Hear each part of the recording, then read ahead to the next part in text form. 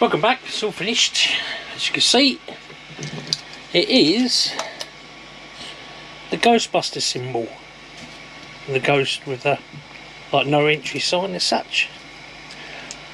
I will clean all the brass and support off and show you what it's like in a minute. Welcome back. As you can see, it's the Ghostbusters logo. I'm going to paint this because it's only this bit which is red, and I think black eyes and black mouth.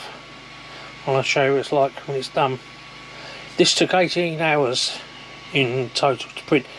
It was about that big, and I've enlarged it to so you can actually see it.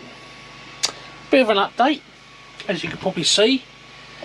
I've purchased some LED lights which go inside the runner with a on and off switch here, which is wired directly into the power supply, 24 volt. I purchased that off eBay and it was $19.99, and you basically unscrew and then insert it, screw it back together, and then wire it to the spare V plus and V minus on the power supply. Yeah, it makes it a bit brighter. I've also now got a Raspberry Pi 4. I know a 4 is an overkill, so I can now connect it to Octoprint,